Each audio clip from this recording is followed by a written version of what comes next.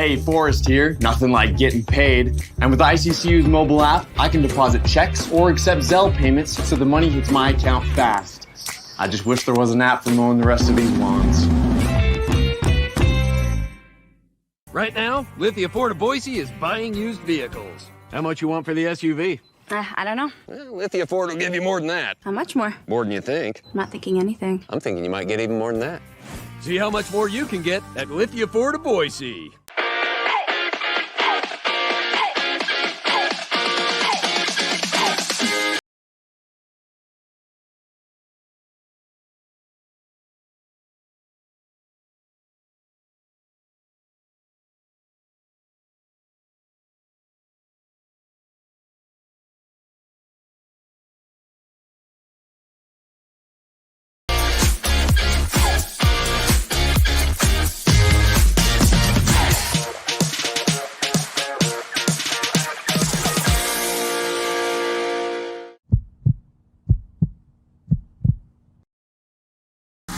This is Bronco Nation News Live.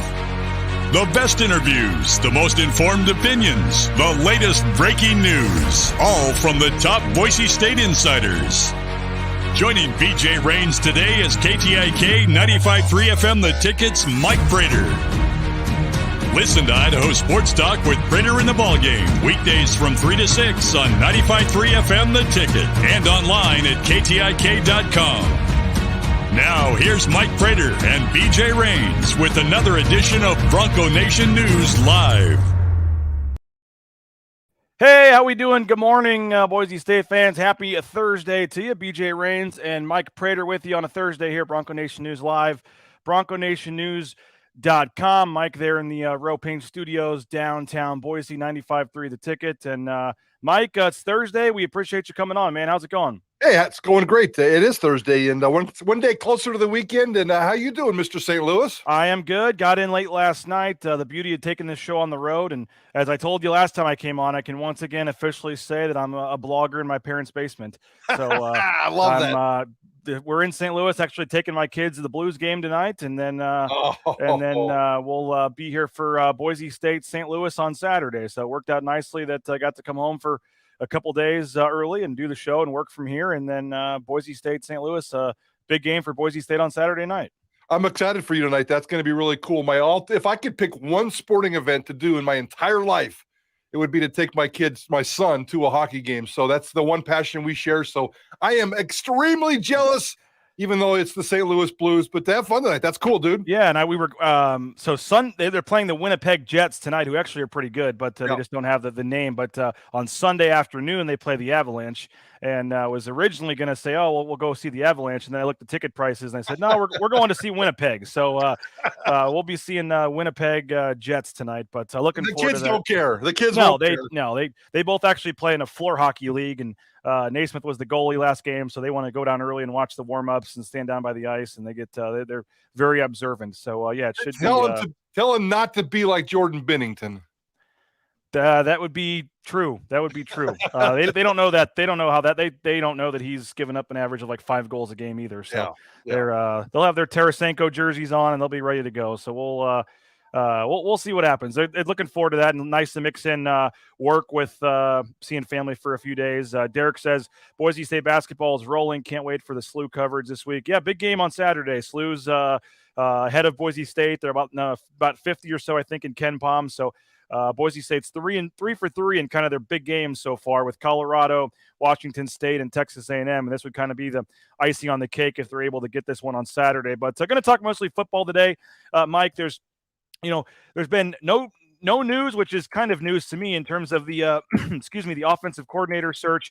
They're looking for 2 coaches. If you're a subscriber of Bronco Nation News or you've been following these shows, you knew way back on Sunday that Kelly Papinga was leaving. We were we'll toot our own horn. Why not? We were the first and really the only person to break it. I never saw anybody else ever confirm it until BYU put it out that Kelly Papinga leaving for BYU. So Boise State looking for an edge coach, potentially someone that could help with special teams as well. We'll see if they reorganize any of the titles there.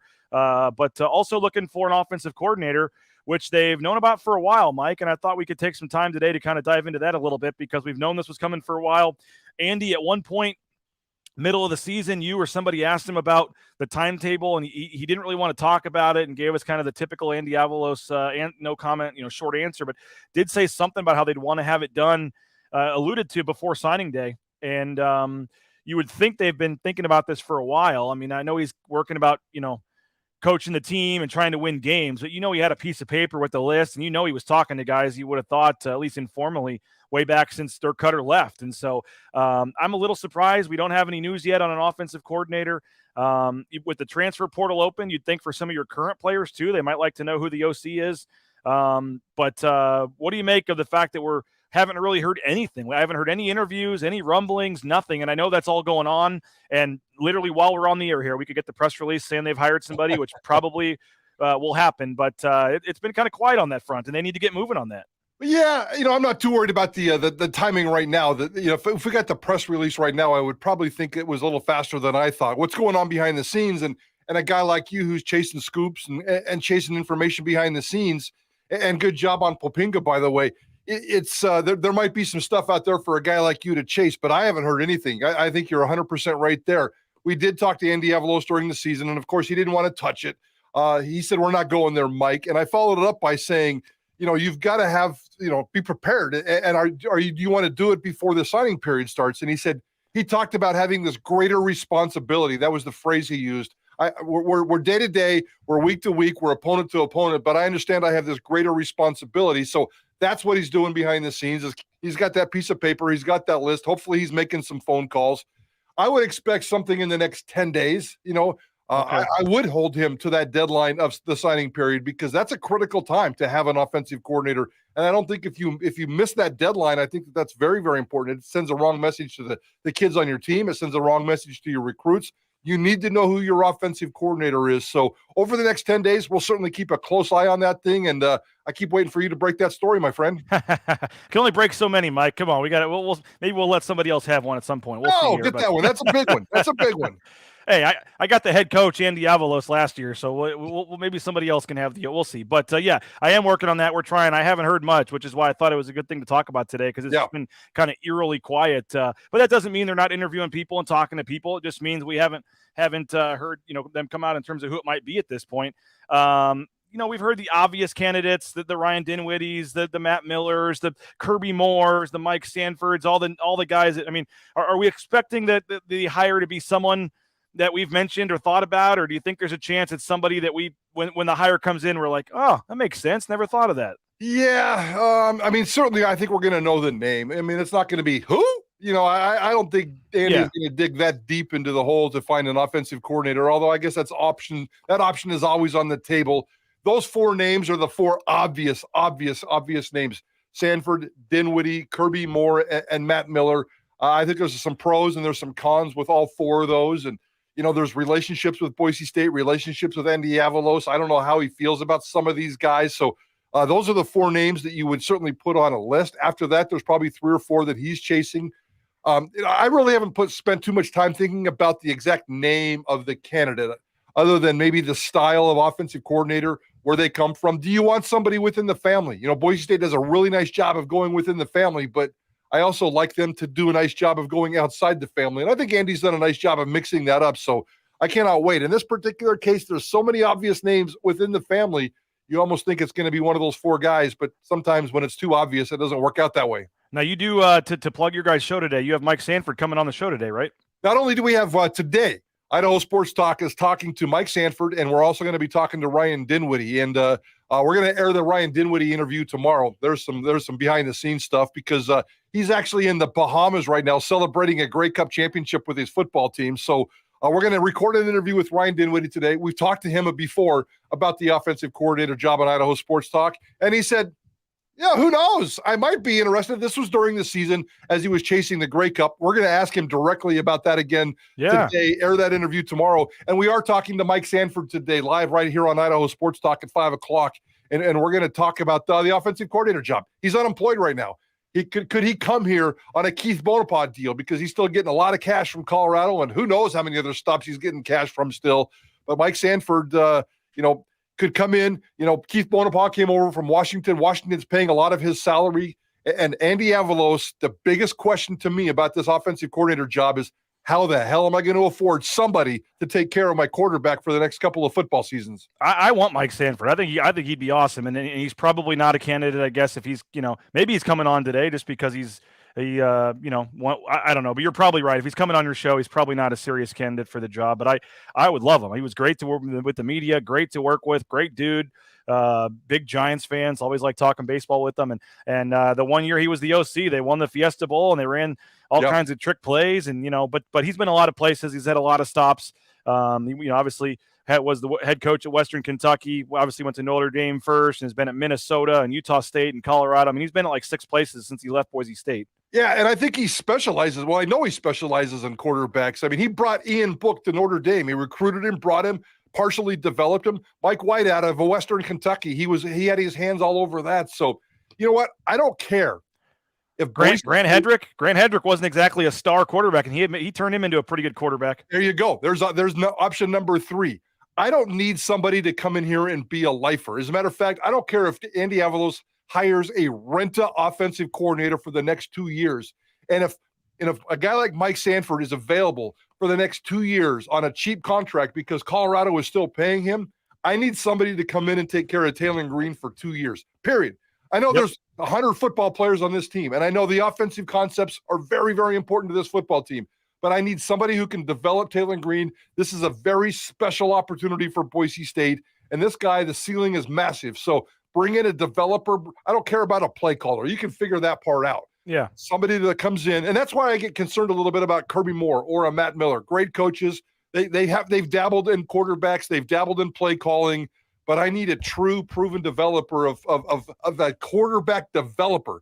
And I think Mike Sanford really fits into that thing. So yeah, I said earlier that the fact that he's coming on our show, usually when these guys are serious about a job behind the scenes, they don't like to go out and pump themselves on the media. So I'm a little curious as to why he's coming on today, but we're going to grill him and we're going to get after it, and hopefully we'll get some information. Yeah, I think he'd be great. And like you said, if somebody says, Nate Staley says, I would love Sanford, but he has ants in his pants, would only be here 2 years max. I'm okay. So what? Yeah, I mean, and if you're Mike Sanford, you want to resurrect your career as potentially have another chance at a head coaching job or at least another Power 5 coordinator type spot. What better way than to come even on a discount and take over this offense and score 40 points a game the next 2 years? And develop Taylor Green and put him in the National Football League and say, hey, look what I did. I just did that. I've done Ian Book. I've done Mike White. I've done Taylor Green. And I'm probably missing a couple of others that he's taken care of. So, yes, give me 2 years. Give me a rental OC, and if it's Mike Sanford, I think on paper I'm okay with that. Yeah, and we'll see. And the money part is going to be interesting because as we've talked about, Keith Bonifay, you mentioned the Keith Bonifay deal. Well, that's over. I mean, he has to get a huge raise now. His salary goes up like $200,000. There's only a $50,000 raise listed as a guarantee. Yep. We did talk to the day before the championship game. I wish I had it queued up. We talked to Jeremiah Dickey. And we talked about having to raise the salary pool. And I kind of followed up and said, do you mean more than the 50,000? I mean, are we talking like a legit thing? And he said, his kind of typical, what we need, we're going to get or whatever. But he basically said, yes, if they need to raise it for the right candidate or for the coaching staff to keep some of these coaches. Because let's be honest, Mike, you probably got to give a raise to Spencer Danielson too. Yes. And you mentioned Bonifay's already, that's an in-house thing where Bonifay's already going up $200,000. It's why I probably think Jabril Frazier just gets the edge position because you were paying Kelly Papinga, I think $250,000, which is crazy to me. Yes. But you could hire Jabril Frazier maybe for $80,000 or $100,000 and save $150,000 right there that you can use to almost offset Bonifay's raise. And then because he's been working with the edges the last couple of years anyway, as kind of the assistant to Papinga. Yep. And let's be honest, I mean, not to take away from the position, but you're coaching 5 guys. It's kind of like the tight end position. Like, it's just amazing to me that the kind of money that gets thrown around for some of these positions where you're but that's beside the point. But I think that you could save some money there, and then you're going to have, you're going to have to, and maybe Mike Sanford is the way you balance the budget, because if he is making the Colorado money, maybe he comes in. The going rate for OCs these days, Mike, is, they've never paid more, I think, than like $330,000 for any assistant coach ever. And I think it's $330 was the highest they've ever paid an assistant coach. The offensive coordinator one, I think, was like $310 or $315. But if you're wanting a legit OC, I mean, I don't know if they can go all the way to $500,000 or something, but you're going to have to get a legit candidate in here on a, when there's no other contract stuff involved, they're going to have to find some serious money. So we're talking about 2, 3, 4, $500,000. Maybe they're going to have to raise the salary pool here to keep these coaches and get some new ones in. Yeah, no, I thoroughly agree. And that's definitely the challenge that Jeremiah Dickey has right now. I also had a chance to talk to Jeremiah Dickey about this exact thing. And, that assistant salary pool was what, $2.1, $2.2 million. And you said the $50,000 raise, whoopee-doo, that's nothing. But Jeremiah did clarify. He goes, that's the floor. He says, that's the floor, and that's how we think here at Boise State. So it's not like that's the ceiling. It's not like the 2.15 or whatever it is the ceiling in terms of the salary pool. Because as you said, what do I have to do to go out and get it? If you need it, I'll go out and find it. So he's telling Andy Avalos, you can spend at least this much money, but you can also go up here if you need to. So I think there's some flexibility. And we're only talking about a couple $100,000, but you'd have to do it over course of a couple of years. That's why I worry about like a Ryan Dinwiddie. If you bring in Ryan Dinwiddie, you're going to have to pay him $400,000, and you're going to have to pay him for the next couple of years, and you're not getting any help from anybody else. I'm not sure Boise State can fit that into their puzzle. Maybe Sanford fits in a little bit nicely. I'm a little bit worried that he's going to go after Matt Miller just because it's the easy, convenient hire. It's not an indictment on Matt Miller, although Matt Miller doesn't have an extensive record of play calling and developing quarterbacks. He did it a little bit when he took over interim-wise at Montana State. And I think he's a sharp guy. We'll see how he fits into that picture. But I would hope that he goes off and extends this position farther than just Matt Miller, because Taylon Green deserves it. Taylon Green deserves a world-class elite quarterback developer over the next couple of years. The play calling and the offensive concepts will take care of themselves. Well, I would be okay with Matt Miller as the OC, but I would not love Matt Miller as the quarterback's coach. Agreed. And usually the quarterback's coach is the OC, but there are scenarios sometimes where I think Bush Hamden at Missouri was the quarterback's coach and just the quarterback's coach this last year at Missouri, and Eli Drinkwitz was the head coach / coordinator and called the plays himself. So if I'd be okay with Matt Miller getting it, but then you'd have to go find somebody who's just the quarterback's coach. And I don't know if you're doing that, why not just hire somebody else that can do both? Yep. It's going to be very interesting. Do you expect any other staff movement? I mean, I do, Frank Maile is a guy that I always think is possible at some point just because he doesn't really have ties here and is very well respected. There was some rumors about him potentially going back to BYU at some point. I think it was last year, Washington really, really came after him and offered him, I think, more money. And he could to go to Washington last year with DeBoer, and he stayed. So I guess you'll never know. And the way this business works is, Mike too, is a lot of times these deals are agreed to in principle or behind the scenes. And then they wait till signing day. And you see a lot of movement come out, a day or two after signing day, which it's just the business of the way it is. But I hate that. Danielson, I think Danielson likes it here, but I would assume he's going to get some interest from some Power 5 schools too. Any concern or worry for any other coaches, or do you think this might be it for this cycle? No, I definitely think there's going to be at least one more. And I'm not saying that for any reason other than just that's the percentages, that's the odds. And if they lost Spencer Danielson, that would be devastating. To have to replace your offensive and defensive coordinator when you're having a financial budget crunch, that is just a brutal, brutal position.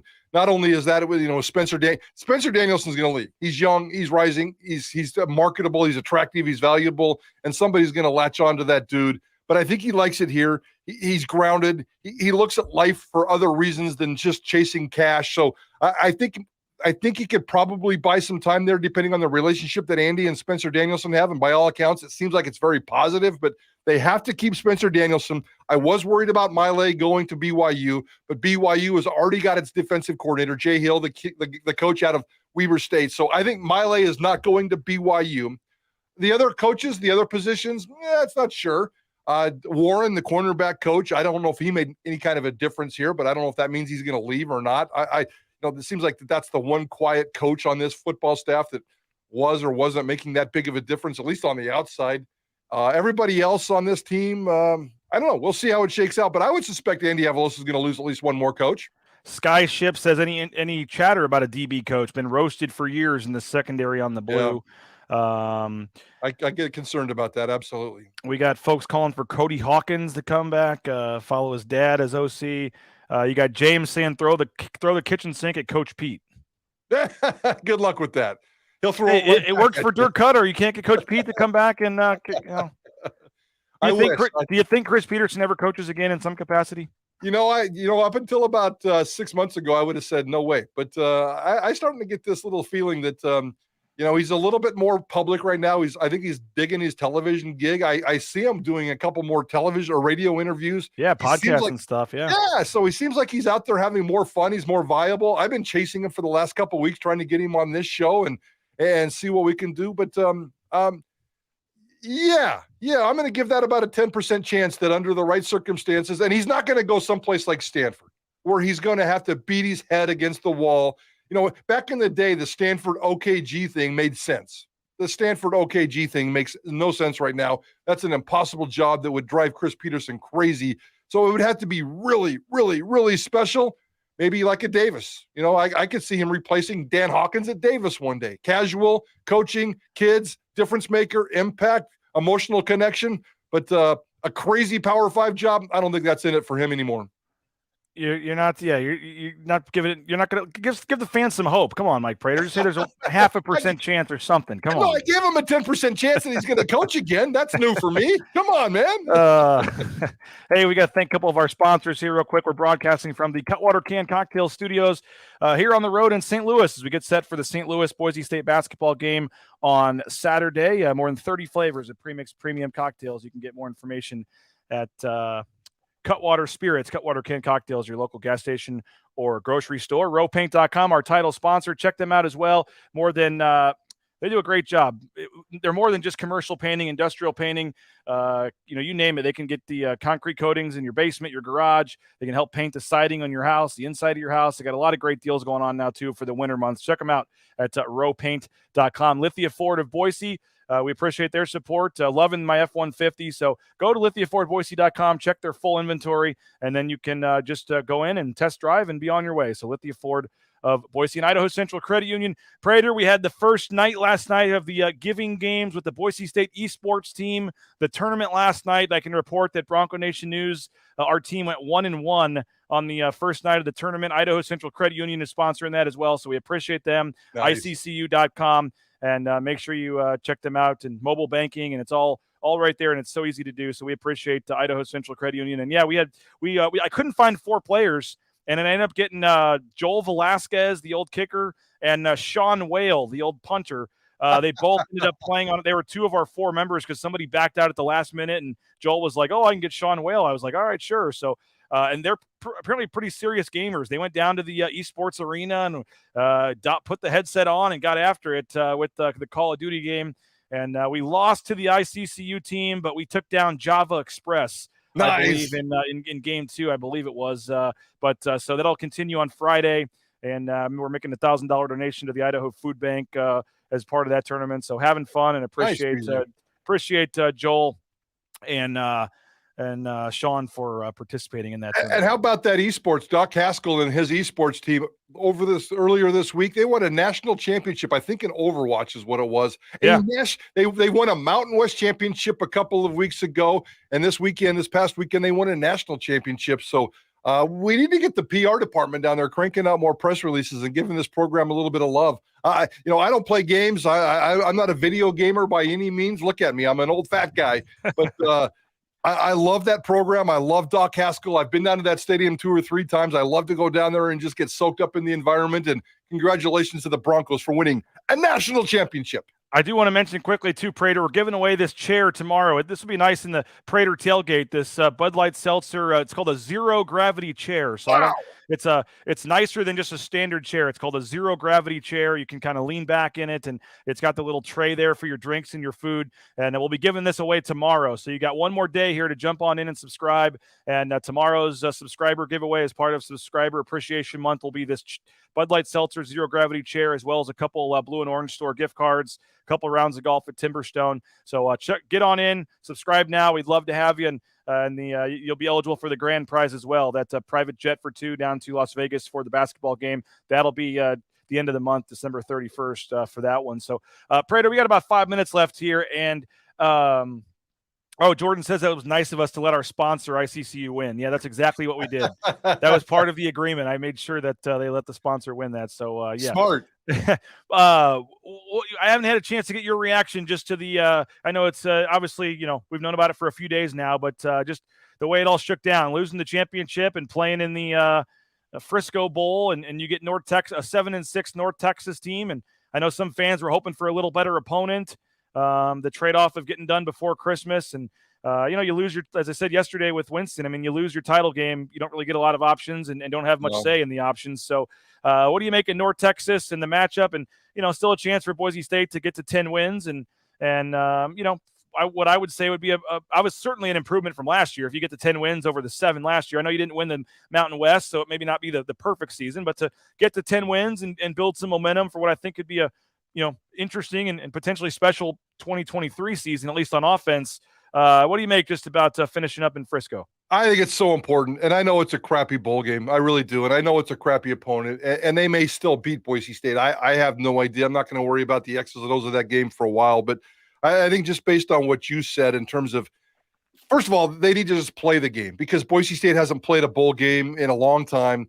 This senior class has never won a bowl game. They have no bowl ring championships. You just kind of need to get that stupid streak of weird bowl situations behind you. And you need to win this game. You need to get that 10th win. You need to go into the offseason with a feel-good moment because it's been a while around here. I really think that the next 2 years are going to be optimistic and exciting with this offense. And we're going to switch from an offensive or a defensive-heavy football team this year to an offensive-heavy football team next year. And that's right up Bronco Nation's alley.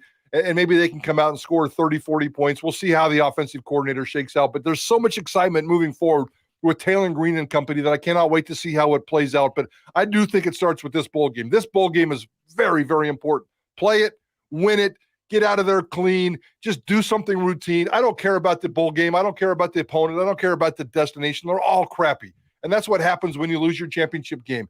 And it's all about perspective. The Mountain West needs to get a better number 2 destination for its bowl opponent. We talked about that with Craig Thompson and new commissioner Gloria Navarez last week. But we're in the West, and part of the reason is geography. Look at USC, for crying out loud. They lost their conference championship game, and yeah, they're going to the Cotton Bowl, and they're going to get a little cash, but they're playing Tulane. Do you think USC's happy after losing its conference championship game? USC, Boise State, they're kind of in the same relative area, perspective. And the West needs better bowl attractions. That's why I want a number 2 junior varsity bowl in San Diego. I'd love to see a number 2 junior varsity bowl in Vegas and give some of these Western teams a better chance. But none of that really matters this week. Just beat North Texas and come home with a bowl victory and move on to next year. That 2019 game, Prater, the Vegas Bowl against Coach Pete there, where Boise State was like 11-1 and I guess 12-1, and then lost that game to Coach Pete in his last game. That was the 2019. That was the last experience. And if you go with how crappy that was, the last bowl win and like successful bowl trip was the 2017 Las Vegas Bowl against Oregon. I mean, Leighton Vander Esch. Yeah. The Leighton Vander Esch game, his last game at Boise State was the last time Boise State won a bowl game. And they've only finished one. I mean, 2018, you had the first responder bowl you mentioned it, them not having a bowl ring. I mean, it's unbelievable with the game getting canceled. Brett Rippon's last game, Alexander Madison's last game being canceled in the first quarter due to thunderstorms. I mentioned the Washington loss in 2019, 2020. They opt out and decide they don't want to go to a bowl game. Coach Harsin leaves for Auburn. They lose that championship game down to San Jose State in Vegas. And then, last year they're getting ready to leave for the Barstool Bowl, and that gets canceled as well. So when I saw the coach leave for North Texas, I was half worried they were going to opt back out or something, and Boise State was going to get screwed again. It really is crazy. I mean, now Boise State, what do they call it? They say 25 straight years they've been bowl eligible or whatever. They have to change the wording, but they've had a string of bad luck. So hopefully for the players' sake, they're able to at least go down there, enjoy themselves. It's close to home for a lot of players. Taylor Green, Ashton Genty. I mean, there's 12 players on the roster. Over 10% of the roster is from Texas. So all things considered, I just hope it goes well for them. And then you get a win that could certainly, turn this into a pretty nice season. Not only is it a good I mean, the one thing that we're not talking about, we mentioned it the other day on Idaho Sports Talk, the Texas high school playoffs are happening this week and next week. There's a lot of semifinals this week, a lot of state championships next week. And guess who's going to be in Texas all of next week with their name in the newspaper and whatever? So Boise State is going to be in Texas. It's in the Dallas-Fort Worth Metroplex area. Denton's just north of the Dallas-Fort Worth area. And they're going to be down there playing this game. So I think, they can recruit. I'm not sure what the rules are. I'm not sure if they can talk to these kids. It might be kind of. They can go to their schools, their house. They've been down there in Texas all week this week, and they're just going to, I'm sure after practice and everything, all of next week, they're going to be able to go see some kids for sure. I would think so. At one point, a quiet period kicks in. So I'm assuming it's after the bowl game. I needed to check my calendar. Weekend. It's like the 3 days right before signing day. Yeah. Okay. Gotcha. So this week and next week, Texas high school football will be king. And Boise State will be right down there in the middle of it all, knocking on doors, taking care of business. We've seen the social media pictures of coaches out and about this week. Yeah. I expect to see a massive flood of that next week. I saw some people criticizing Boise State. They shouldn't take a bowl game just based on the fact that it's pre-Christmas. Well, if you have a great bowl game and a bad bowl game and you're going to decide that, that's fine. Boise State's bowl options, if they even had options, were all about the same. Take care of business, get it out of the way, get done recruiting, go home for Christmas, give the kids a couple of weeks break. To me, it all makes sense. Everything about this bowl game makes sense except the destination, the opponent, and Boise State can't worry about that. Well, we appreciate all the comments that are rolling in here. Sorry we didn't have time to put them all up on the screen. People say an amazing wrinkle to this bowl game. Great call, Prater. Somebody's wanting me to shotgun a Cutwater and suit up to rush adjacent to Matlock. We got no DNs left, is what Sky says. But, we'll see what the roster shapes up with some of the guys in the transfer portal and stuff. And then one of these weeks with you, Mike, maybe next week or the week after, I want to maybe take some guesses on the sixth-year guys that we think will be back or not and kind of start to shape the roster for next season. But we can do that after the bowl game, I guess. But appreciate your time as always, Mike. Again, you got Mike Sanford coming up on the show today, 3 to 6 with you and Prater and JP and Bob. And then you'll have Ryan Dinwiddie tomorrow as well. I'll join you guys tomorrow to, I assume, probably talk some basketball ahead of the SLU game tomorrow. And looking forward to that. And I think Coach Rice is going to let us maybe watch some practice tomorrow when they get in town. So may have a little extra info for you. We'll see on how things are going. But appreciate you as always. Appreciate you, Prater, and appreciate everybody for watching us. Thanks to JP for helping get us on here. Sorry we went a minute over here, but have a great day. We'll be listening 3 to 6 for Mike Sanford on KTIK The Ticket. My name is BJ Rains. We'll talk to you later. Bronco Nation News, Bronco Nation News.